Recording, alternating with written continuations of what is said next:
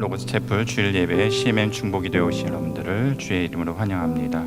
이 시간에 함께 묵상 기도하심으로 주님께 예배드리겠습니다. 기도하시겠습니다. 하나님이여, 주의 도는 극히 거룩하시오니 하나님과 같이 위대하신 신이 누구오니이까. 주는 기이한 일을 행하신 하나님이시라. 곧 여호와의 일들을 기억하며 주께서 행하신 기이한 일들을 기억하리이다. 전능하신 하나님 아버지, 참으로 감사합니다.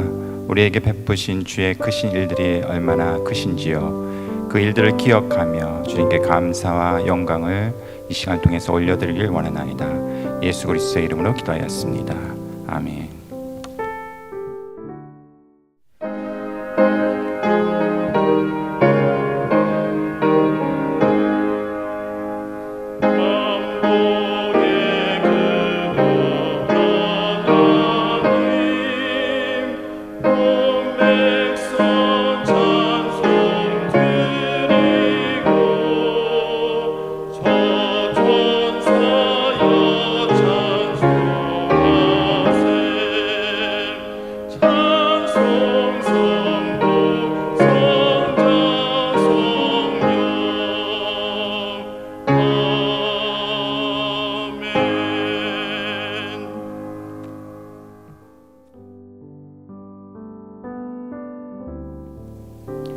기도고려 상주의 회원님들을 위해서 중보기도 하겠습니다.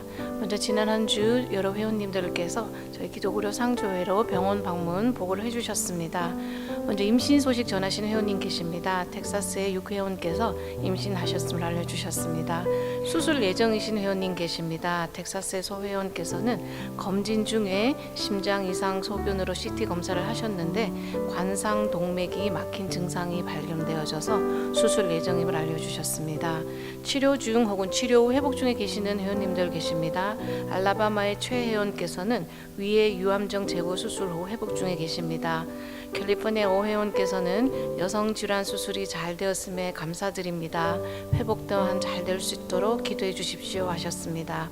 캘리포니아 성회원께서는 여성암 치료 중으로 암이 완치될 수 있도록 기도해 주십시오. 기도 요청해 주셨습니다. 일리노이의 정회원께서는 차가운 다리와 발 그리고 허리 통증 치료 중에 계십니다.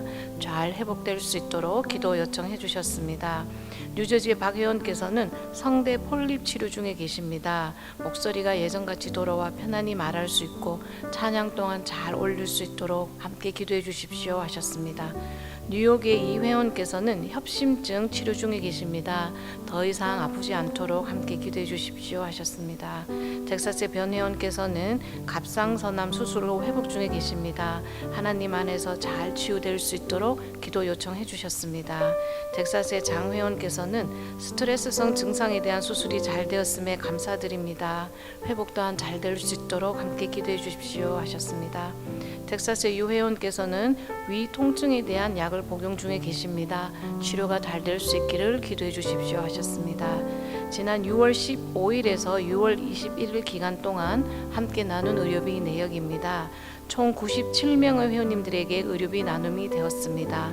이 회원님들이 의료기관에서 받아오신 원금이 46만 1,866불 75전이었으며 이 중에서 할인 혹은 재정 보조 등의 금액 조정이 적용된 후에 아직 진행 중에 있는 의료비를 제외하고 해당 기간 동안 정산이 완료되어 함께 나눈 금액이 16만 3,655불 06전이었습니다. 가장 큰 금액 나눔 받으신 회원님의 원금이 4만 4,625불 02전이었으며 이 중에서 회원이 받아오신 할인 금액 적용된 후에 지난주 진행이 완료되어져서 함께 나눈 금액이 2만 5,634불 36전이었습니다. 많은 금액이지만 우리 회원님들 한 분 한 분의 참여로 의료비 나눔을 할 수 있었음에 감사드리고 이번 주에 있는 목록의 회원님들 외에도 여러 가지 질환으로 장기적 치료 중이신 우리 회원님들 사역자님들께 하나님의 치유와 회복의 손길이 함께 할 수 있도록 다 함께 중보기도 하겠습니다.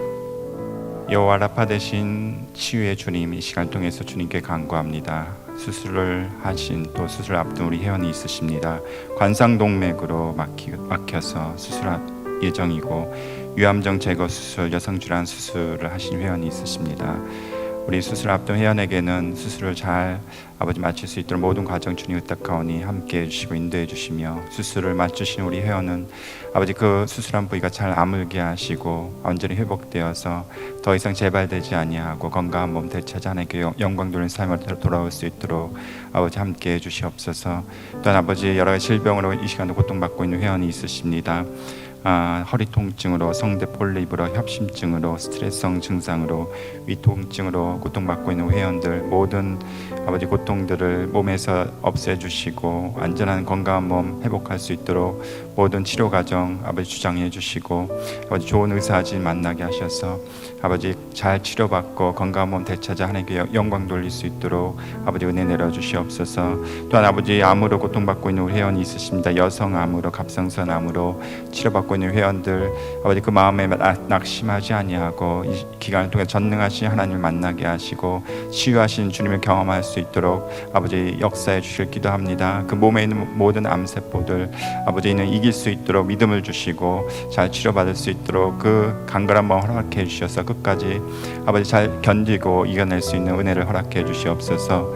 아버지 우리 사역자들도 한 분 한 분 기억해 주셔서 주님의 돌보심 가운데 있게 하시고 아버지께 영광 돌리며 우리가 부르심에 합당한 귀한 열매를 맺을 수 있도록 필요한 모든 강건함과 힘을 허락해 주시고, 특별히 우리 목사님 사모님들 강건케 하사 아버지 늘 사랑하시는 그 사랑을 입게 하시고 은혜 가운데 충만케 하시며 하나님의 지혜와 하나님의 그 아버지의 마음을 늘 충만케 하셔서 아버지의 모든 일들을 감당하는 조금이라도 부족함이 없도록 날마다 필요한 은혜를 허락해 주시옵소서.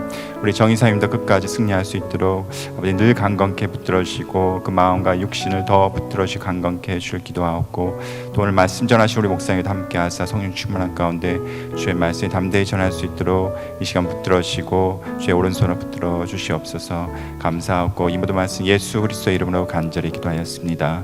아멘.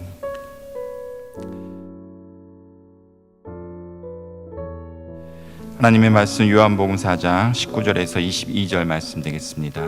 요한복음 4장 19절에서 22절 말씀을 우리 한 절씩 교독하시겠습니다. 여자가 이르되 주여 내가 보니 선지자로소이다. 우리 조상들은 이 산에서 예배하였는데 당신들의 말은 예배할 곳이 예루살렘에 있다 하더이다. 예수께서 이르시되 여자여 내 말을 믿으라. 이 산에서도 말고 예루살렘에서도 말고 너희가 아버지께 예배할 때가 이르니라. 너희는 알지 못하는 것을 예배하고 우리는 아는 것을 예배하노니 이는 구원이 유대인에게서 나니라. 아멘.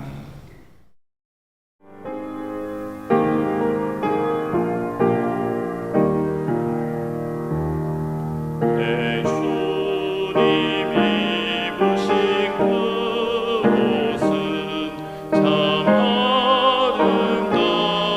아름다워라. 그 향기 내 맘에 사무쳐 내 기쁨 되도다. 시온 성보다 더 찬란한 서천성 떠나서 이 세상 오신 예수님 참내 구세주. 내 주는 쓰라린 고통을 다 견디셨도다. 주 지신 십자가 대할 때 나 눈물 흘리네. 시온 성보다 더 찬란한 서천성 떠나서 이 세상 오신 예수님 참내 구세주.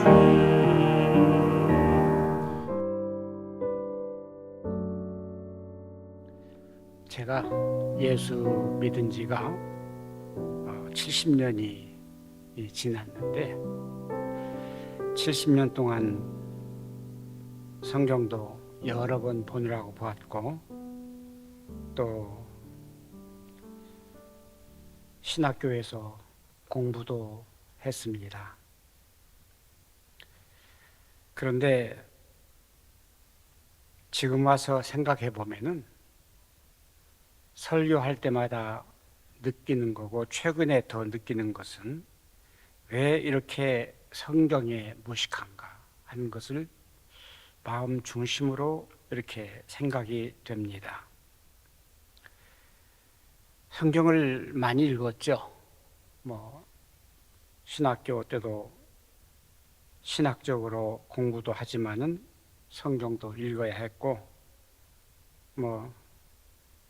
목회하면서도 성경을 많이 읽습니다만은 어떻게 보면은 건성으로 읽지 않았나 이런 생각도 듭니다.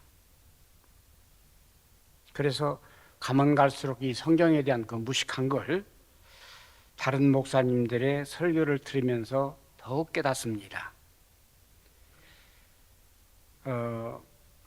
제가 지난번에도 이 사마리아 여인에 대해서 말씀을 했는데 그때 그 말씀을 전하고 마음속에 생각되는 것이 너무나 빼먹은 것이 많고 그리고 잘못 얘기한 것도 많고 한 것을 여러 가지로 발견이 됩니다. 그래서 또 한 번 이제 성경을 보고 이 사마리아 여인 그 요한복음 4장을 여러 번 다시 보았습니다. 과거에 제가 느끼지 못했던 것을 다시 한번 깨닫게 되고 또 그러한 깨달음 속에서 내가 과거에 너무나 무식했구나 하는 것을 느끼게 됩니다.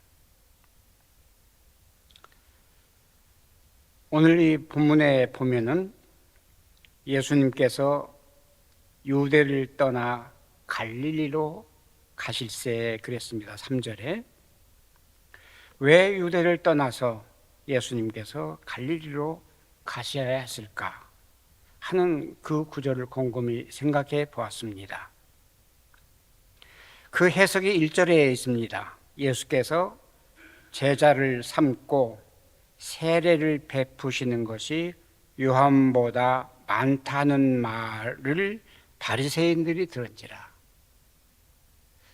그러니까 세례 요한의 제자들하고 이 예수님의 제자들하고 얼핏 하면 경쟁이 되기도 하고 내적 싸움도 될 그런 가능성이 있도록 이 바리새인들이 이제 부추기는, 그래서 한참 세례 요한이 인기가 충천했고 예수님께서도 인기가 충천한 그 가운데에 그 사이에서 이 바리새인들은 어떻게든지 그 세력을 무너뜨리기 위해서 이러한 그 공작 속에 예수님은 여러 가지 생각하시면서 예루살렘에 꼭 있어야 될 그런 필요성을 느끼지 않고 갈릴리로 향하게 되셨다 하는 그 사실을 알게 됩니다. 물론 그때 당시 이 예루살렘은 수도였고 그리고 모든 경제 문제 또 이 법적 문제 혹은 여러 환경 문제가 이 갈릴리 비해서는 비교도 안 되는 그런 도시였습니다. 갈릴리라고 하는 데는 그야말로 어부들이 그물을 쳐서 하루 먹고 살 것을 바다에서 건져내는 고된 노동을 하면서 사는 그런 자그마한 촌이고 거기에 비해서 그야말로 이 예루살렘은 사람이 살만한 곳, 누구든지 잘 살고 싶으면은 오늘날도 서울에서 살려고 하듯이 그 당시 이 예루살렘을 향해서 사람들이 모여드는 그 속에서 복음을 전하려고 해도 더 많은 사람이 있고 그리고 모든 수준이 있는 사람들이 있는 그곳에서 해야 할 오늘날 교회들이 마치 아파트촌을 향해서 들어가는 것처럼 대도시로 몰리는 것처럼 그런 환경임에도 불구하고 예수님께서는 지금 유대를 떠나 예루살렘을 떠나 갈릴리로 가시게 되었다. 이 사실을 다시 한번 생각하게 되었습니다.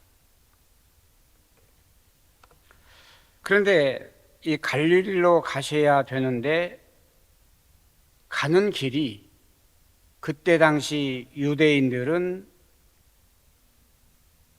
꼭 갈릴리에 가서 볼 일이 있을 때는 직통 가지 않고 옆으로 비껴서 돌아서 가는 그런 습관이 있었는데 그 이유는 이 갈릴리 가는 그 길목에 이 사마리아라고 하는 이 자그마한 촌이 있었습니다. 이 사마리아라고 하는 이 작은 촌을 지나가야 되는데 그때 당시 여러분들께서 아시는 대로 사마리아하고 이 예루살렘 사람들하고는 아예 원수지간이었습니다.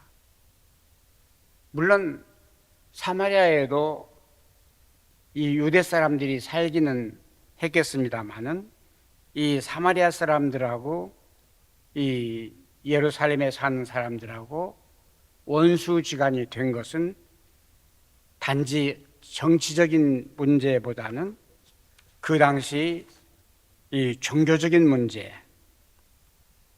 그래서 이 종교적으로 봐도 유대인들이 이 사마리아 사람들을 볼 때에 이단들이란 말이에요.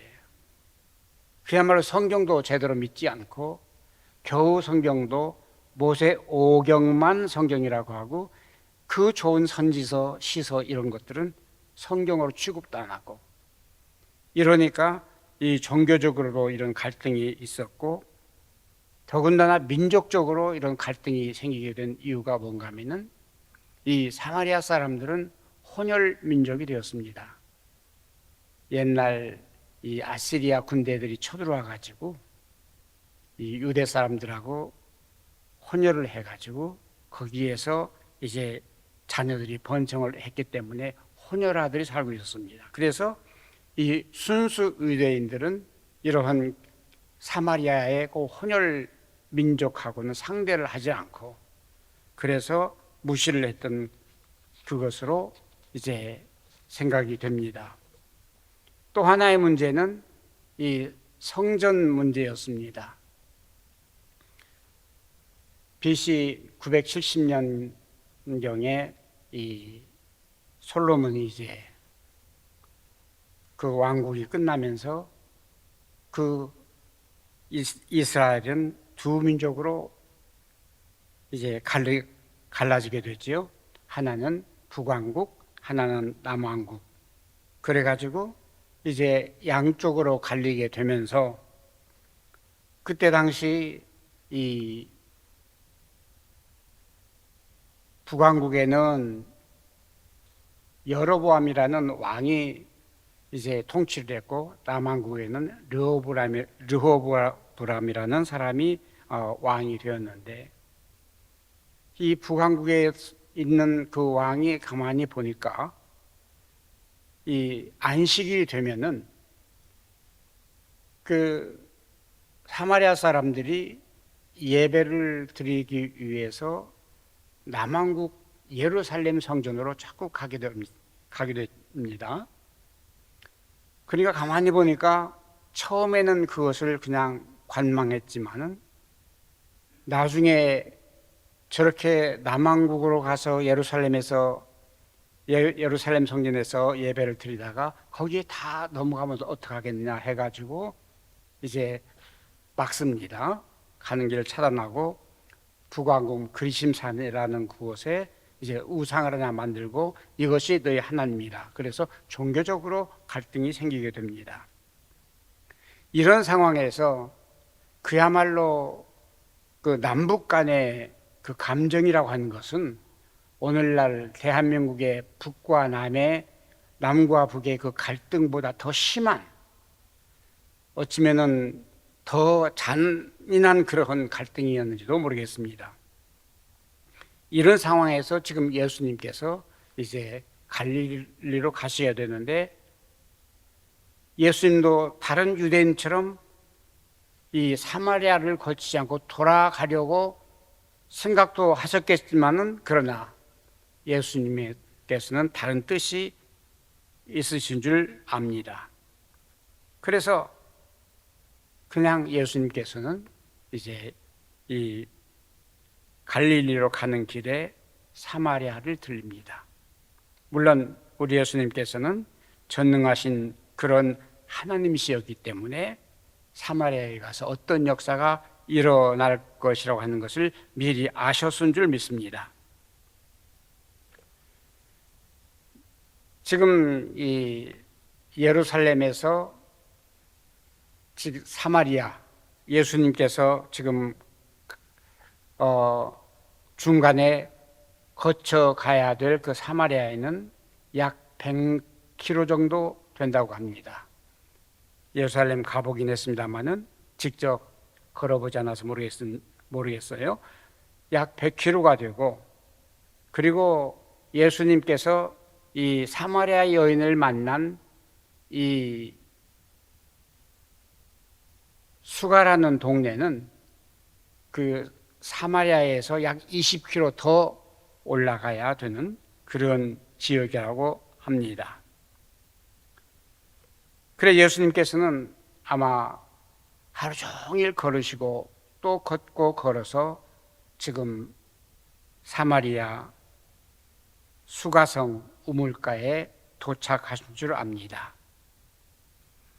이 우물은 아마 지금도 존재한다고 합니다.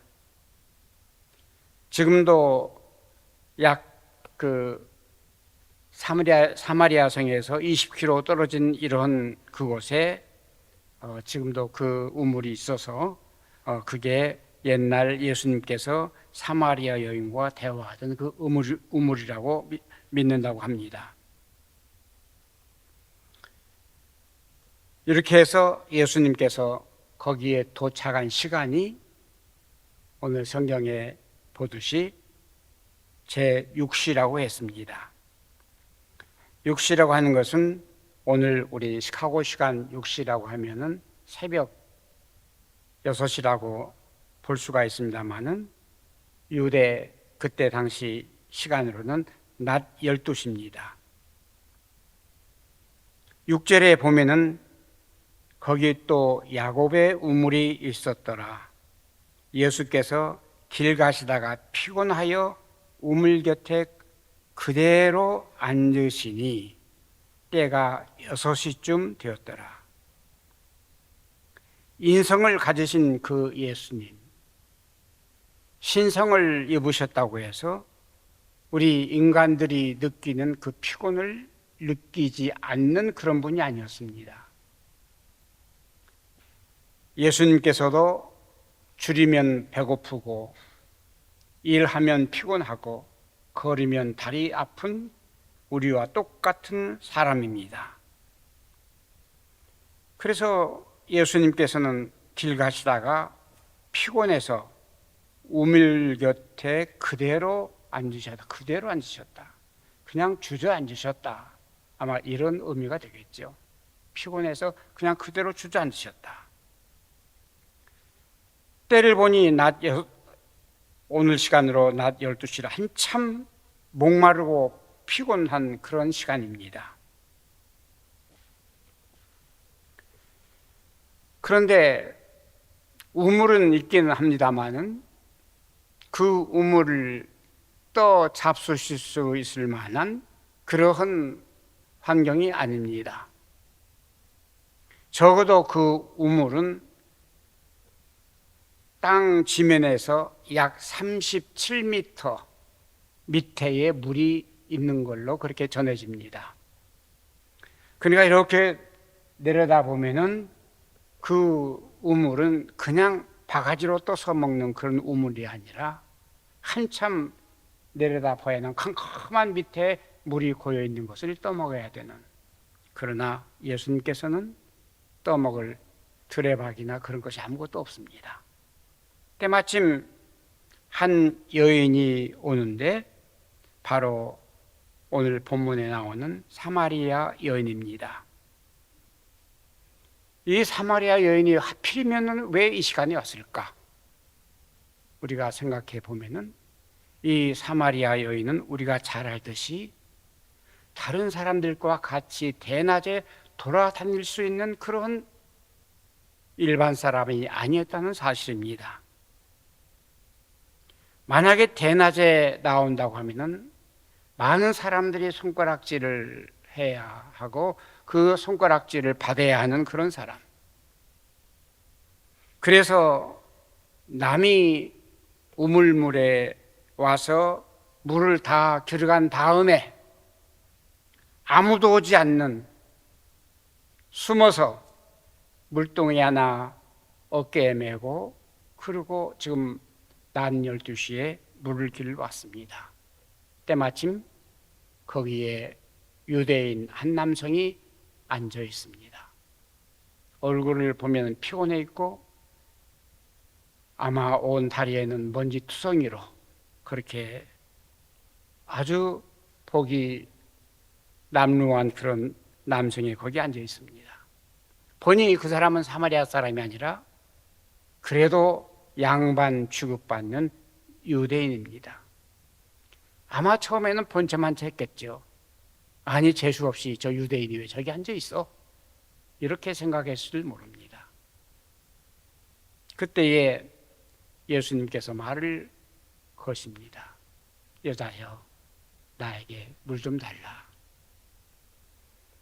그 여자가 퉁명스럽게 답변을 합니다. 아니 유대인 노인네가 왜 나한테 물 달래?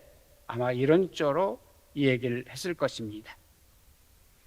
비록 자기도 죄인이지만은 유대인에 대한 그 감정과 증오심은 이 여인에게도 가슴 깊이 머릿속에 사무쳐 있었던 줄 압니다.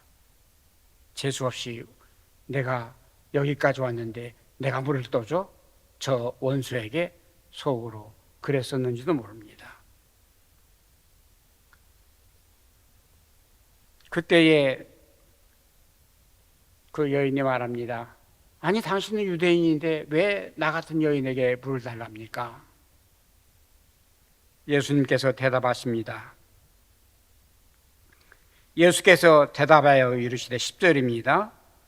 내가 만일 하나님의 선물과 또 내게 물을 달라 하는 이가 누구인 줄 알았더라면 내가 그에게 구하였을 것이요 그가 생수를 내게 주었으리라. 기가 막힌 이야기를 듣습니다. 아니 지금 자기가 목이 말라서 나한테 물을 구하는 처지에 나한테 물을 준다고?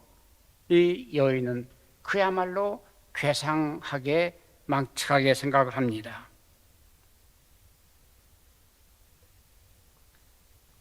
하나님의 선물과 내게 물을 좀 달라 하는 이가 누구인지를 알았더라면 내가 그에게 물을 구하였을 것이요 그가 생수를 내게 주었으리라.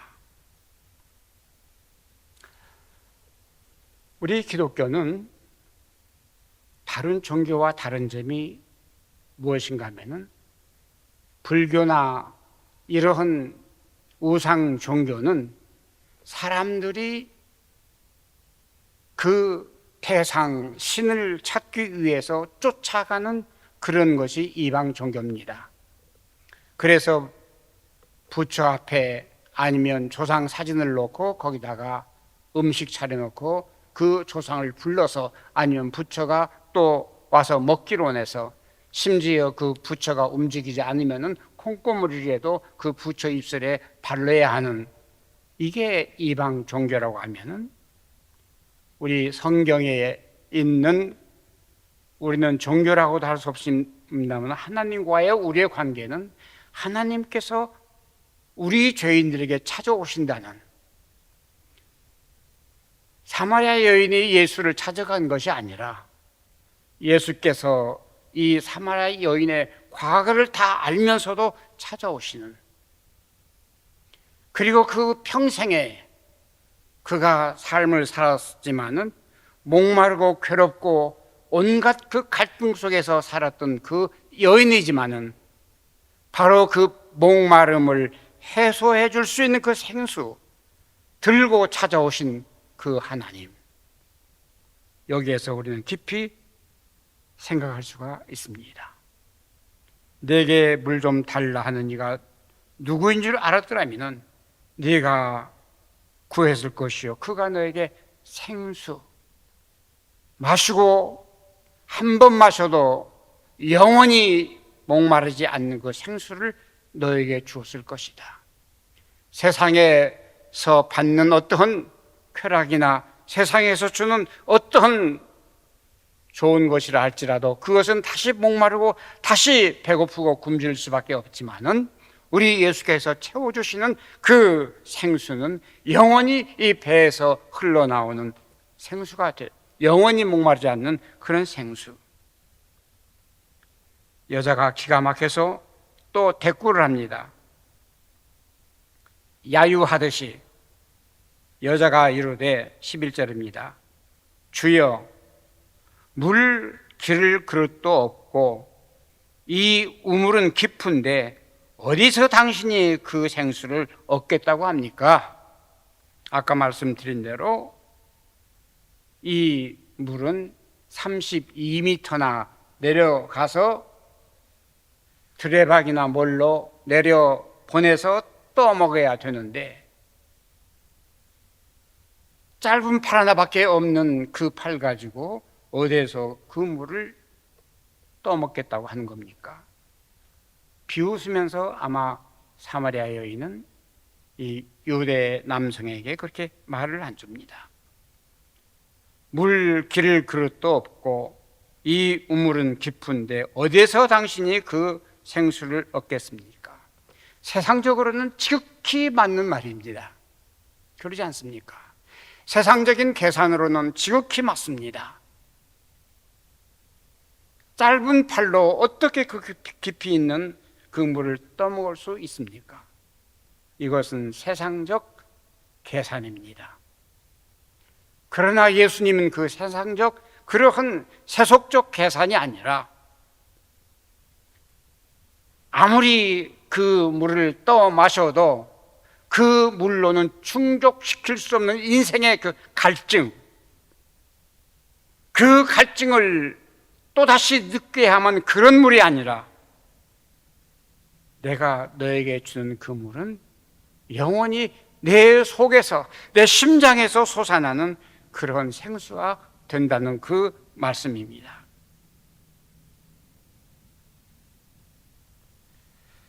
또다시 이 여인은 12절에 그렇게 말합니다.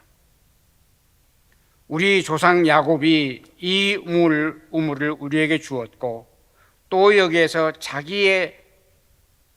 자기와 자기 아들들과 짐승들이 마셨는데 그러면 당신이 어떻게 해서 이 물을 먹는다고 합시다. 그렇다면 야곱보다 당신이 더 큰 사람입니까? 그네들은 그때까지도 야곱을 오히려 자기네 선조요 위대한 조상으로 그렇게 모시고 살았습니다. 다시 13절, 14절, 15절에 보면은 13, 14절에 보면은 예수께서 대답해 이르시되 이 물을 마시는 자마다 다시 목마려니와 내가 주는 물을 마시는 이는 영원히 목마르지 아니하리니 내가 주는 물은 그 속에서 영생하도록 솟아나는 샘물이 되리라. 이 여인은 지금 이렇게 말씀하시는 그 예수님의 말씀에 또다시 비웃음을 합니다. 아마 농담 섞인 그러한 어조로 또다시 이 여인이 대꾸를 한 줄 압니다. 여자가 이르되 15절입니다. 그런 물을 내게 주사. 정말 그런 물이 있어? 그런 물이 있으면은 목마르지도 않고 내가 여기 다시 지겹게 물 길러러 오지 않도록 내게 그 물 좀 주시오 하고 아마 농담조로 이 얘기를 했는지 모릅니다. 이만하면은 예수님께서 말문이 막혀서 다른 말을 하지 못할 수도 있지 않겠습니까? 우리 인간이라고 하면은. 왜? 이 사마리아 여인은 세속적으로, 세상적으로 분명하게 계산적으로 만든 이야기이기 때문에 그렇습니다. 더 이상 세상적으로는 대화가 통할 수 없는 그런 지경입니다. 그때에 예수님께서는 그 여인의 심장을 찌릅니다. 이르시되 내 남편을 불러오라. 이 여자가 가슴이 뜨끔합니다. 아니 남편? 내가 어디에 남편이 있어? 내가 5번씩이나 이 결혼에 실패하고 그리고 지금 사는 남편도 내 남편이 아닌데 어떻게 저 사람이 나를 과거를 알까? 가슴이 뜨끔했습니다. 이 여인은 지금까지 어떻게든지 세상에서 온갖 쾌락과 그리고 즐거움 그리고 모든 욕망을 채우기를 아마 소원했겠습니다마는 그러나 이 시간까지도 갈증이 해결되지 않아서 대낮에 물을 길러 온 그 상황에서 예수님이 찌르시는 그 심장에 그야말로 그 시간부터 이 정신이 몽롱해집니다. 이르되 나는 남편이 없습니다. 그제야 이 여인은 수그러집니다. 예수께서 이르시되 그래 내가 남편이 없다는 말이 맞아. 남편 5이 있었고 지금 있는 자도 내 남편이 아니야. 내 말이 참돼. 너 진실해. 그때에 이 여인은 예수님을 옛날 선지자 비슷하게 알아봅니다. 아, 선생님. 내가 보니 선생님은 보통 사람이 아니시고 선지자 중에 한 사람 같습니다. 그러면서 이 여인의 솔직한 고백을 합니다. 나는 비록 이 세상에서 천대받은 이런 여성이지만은 그러나 내가 사모하고 기다리는 참 예배를 내가 드리고 싶어서 지금도 내가 예루살렘을 바라보면서 갈 수는 없지만은 저 그리심 산에 있는 저 우상 앞에 가서 내가 예배를 드리고 있습니다. 20절입니다. 우리 조상들이 이 산에서 예배하였는데 당신들의 말은 예배할 곳이 예루살렘에 있다 하더이다.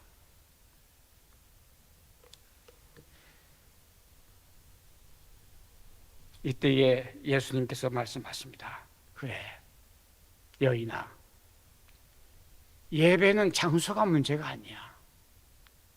그리심산도 아니고 지금 유대인들이 뻔뻔하게 하나님을 만나고 있다고 하는 예루살렘 성전도 아니야.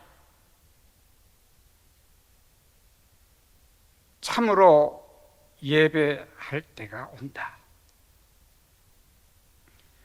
예수께서 이르시되 여자여 내 말 들으라. 이 산에서도 말고 예루살렘에서도 말고 너희가 아버지께 예배할 때가 이르리라. 그리심산도 아니야. 예루살렘 성전도 아니야. 정말 예배할 때가 오는 거야. 그래서 너희는 이 그리심산에서 예배를 해도 그 예배 대상이 뭔지도 몰라. 알지 못하는 것에 예배하고 있어. 헛것에 예배하고 있어. 나무 목상 아니면은 말 못하는 듣지 못하는 우상에게 하고 있지만은 그거 아무 소용없는 거야. 그렇다고 해서 예루살렘 아니야. 예루살렘 거기에서 애매한 짐승들만 죽여가면서, 그리고 그 재물조차도 눈멀고 절고 버림받은 그런 것들을 갖는 그 가식적인 그런 제사도 필요 없어. 참으로 예배할 때가 와. 그런데 그때는 23절입니다. 아버지께서 참되게 예배하는 자들은 영과 진리로 예배할 때가 오나니 곧 이때라. 아버지께서는 자기에게 이렇게 예배하는 자들을 찾으시리라. 하나님은 영이십니다. 하나님께서는 우리 눈으로 볼 수가 없습니다. 바로 하나님께서는 진리이십니다. 우리가 만질 수 있는 대상이 아닙니다.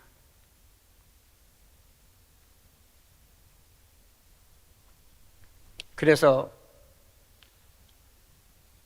영적이신 그 하나님, 진리신 그 하나님은 우리가 만져가면서 쓰다듬어 가면서 우상하게 하듯 그런 대상이 아니라 그 말입니다. 하나님이 영이시니 그 예배를 통해서 나의 영과 하나님의 영과 교제하는 것입니다. 거기에는 진실밖에 없습니다. 최소한도 우리가 이 예배 시간만은, 예배 드리는 그 시간만은 우리가 이 사마리아 여성의 모든 것을 털어놓듯이 털어놓을 수 있는, 고요히 눈 감고 내 심장 속에 감춰있는, 내 깊이 감춰있는 그 모든 것을 꺼내놓을 수 있는, 이것이 예배라는 것입니다.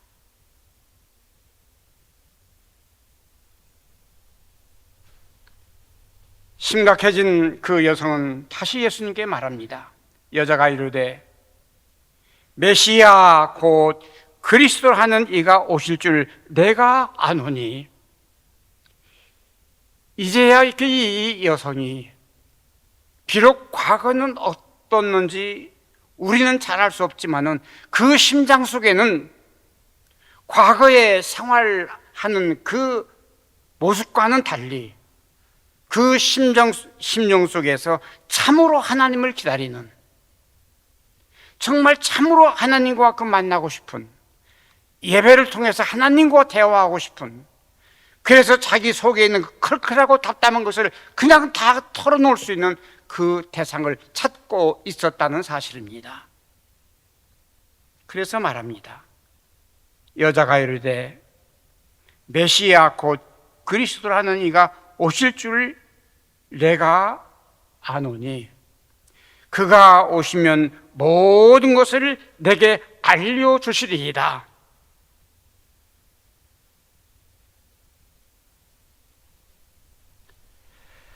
드디어 고대하던 그 메시아, 자기의 모든 것을 털어놓고 대화를 나누고 그리고 참된 그 생수를 마시고 싶었는데 그 생수를 내게 줄 그 대상을 지금 만나게 된 것입니다.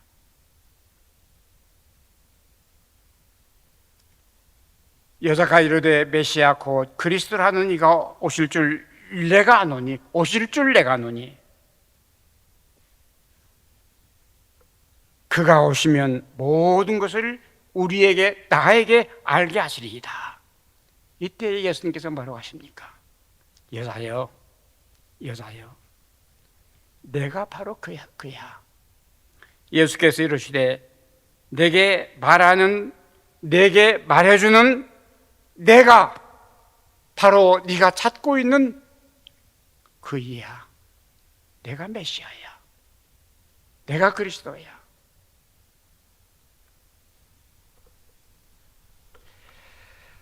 찬송에 내 영혼이 은총 입어 중한조짐 벗고보니 라는 찬송이 있습니다. 아마 이 여성은 이 찬송가를 알았더라면 그 자리에서 그 찬송을 불렀을 줄 압니다. 참으로 그 영혼이 새 은총을 입고 자기 죄짐을 덜어놓는 그 시원하고 그 통쾌하고 바로 그것을 그 자리에서 느꼈을 것입니다. 예배가 뭐라고 여러분들은 생각하십니까? 저는 일면 예배를 잘못 생각한 점도 있었습니다. 우리가 예배를 보통 드린다고 합니다. 뭘 드립니까? 예배 시간이라고 해서 헌금 드리는 것이 예배입니까? 우리 하나님께서 헌금 안 받습니다. 우리 하나님 돈 없는 그런 하나님 아닙니다. 가난해서 그런 헌금이나 받기 위한 그런 하나님이 아니란 것을 우리는 믿습니다. 그런데 오늘 세상에서 생기는 교회의 참된 목적이 무엇입니까?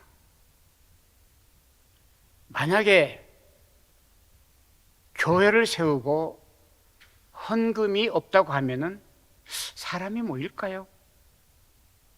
나는 그렇게 생각지 않습니다. 무엇을 보고 우리가 교회를 세우는가? 무엇을 보고 목사가 목회를 해야 하는가? 한번 생각해 볼 필요가 있다고 생각합니다. 찬양 드리는 것이 예배라고 생각할까요? 수많은 사람들이 화려하게 그 많은 이 시설물을 놓고 때로는 박수를 치면서 환호를 치면서 그게 예배라고 할까요?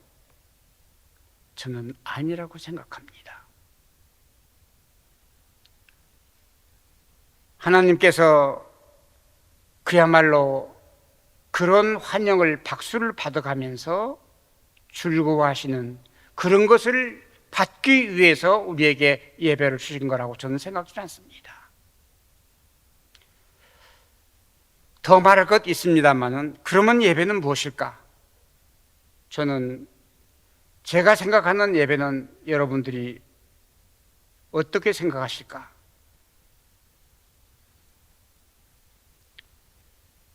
저는 예배가 헌금 드리고 찬송 부르고 기도 올려드리고 나는 그것만이 예배라고는 않습니다. 말씀드렸듯이 예배가 무엇인가? 영적, 진리적 교제가 예배인데 바로 영적, 진리적 예배라고 하는 것은 그 예배 시간을 통해서 뭔가 하늘에서 내게 받는 것이 있어야 된다는 사실입니다. 여러분, 예배를 드리고 여러분들은 바로 무슨 생각을 하게 됩니까? 옛날에도 저는 딴 생각 많이 했습니다. 빨리 예배 마치고 골프 치러 가야지. 일찍 모여서 골프 치는 목적, 예배 드리는 목적이 일찍 골프 나가는 것도 있었습니다. 하나님과 영적으로 지금 교제했는데 지금 하나님께서 너 예배 마치고 뭐 할래? 했을 때 나 골프 치러 갑니다. 이거 좋아하실까요? 물론 우리가 운동도 할 수 있습니다.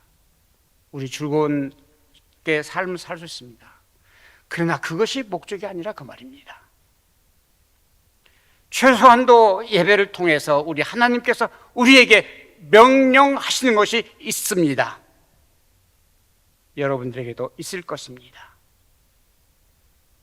분명히 있습니다.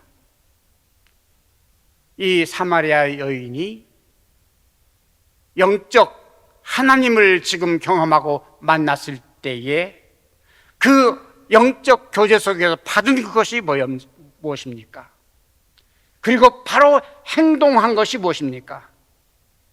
잘 알듯이 물동이 버려두고 그리고 동네에 들어가서 내가 지금 메시아를 보았다. 바로 그거였습니다. 예배가 뭡니까?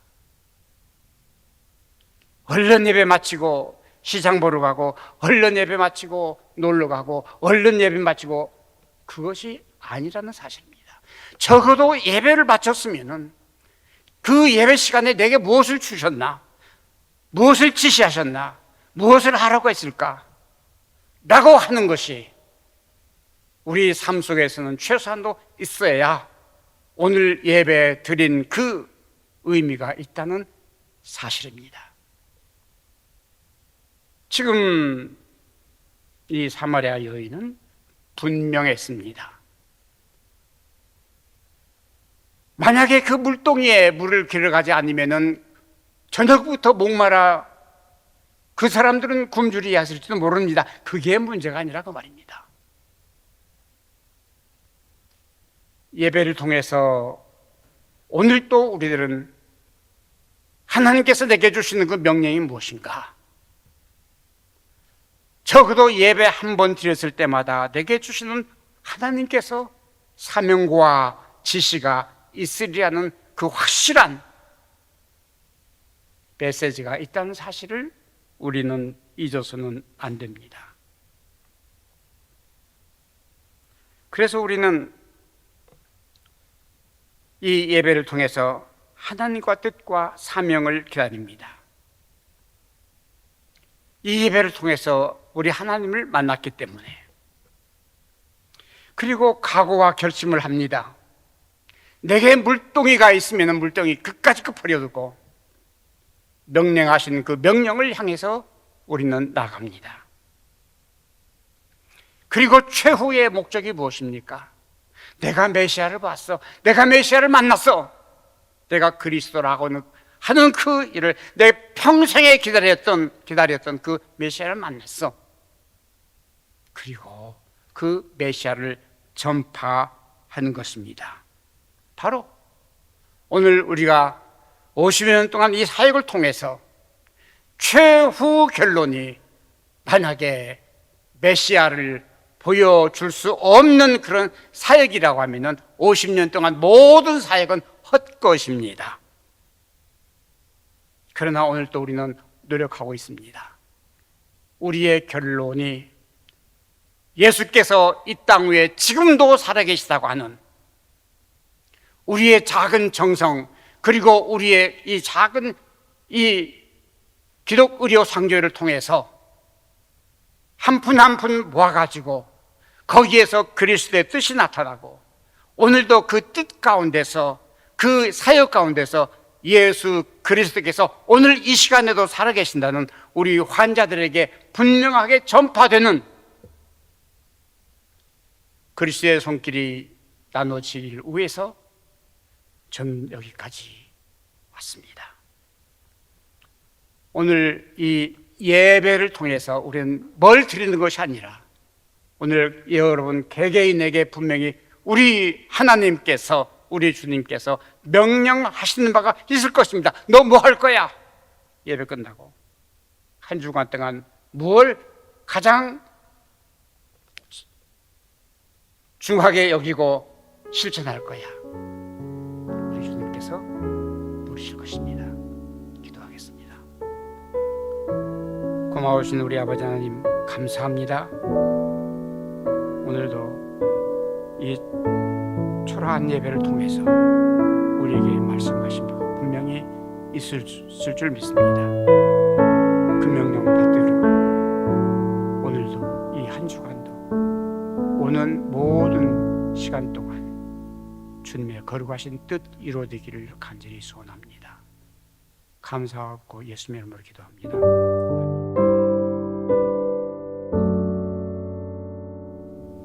예, 시간은 하나님께 봉헌하는 시간입니다. 우리 드려진 헌금을 위해서 같이 봉헌 기도하도록 하겠습니다. 사랑의 주님, 물질이 있는 곳에 우리 마음이 있고 또 두 주인을 섬길 수 없다 하셨습니다. 우리가 주님께 헌금을 함으로 우리의 마음이 주님께 있으며 또 우리가 주님의 섬김을 고백합니다.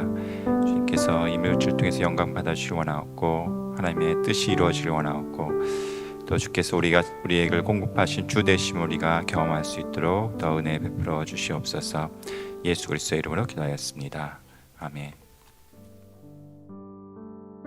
지금은 우리 주 예수 그리스도 은혜와 하나님 아버지의 극진하신 사랑하심과 성령님의 내주하시고 인도하심이 오늘 모여 주님 앞에 예배를 통해 주님의 명령을 듣고자 하는 사랑하는 주님의 귀한 우리 사역자들, 그리고 지금 병자리에서 어려움을 당하는 여러 환자들, 또 이 환자를 돕기 위해서 수고하는 모든 사랑하는 주님 회원들을 위해 주님의 거룩하시는 정에 함께 없으기를 간절히 축원하옵나이다.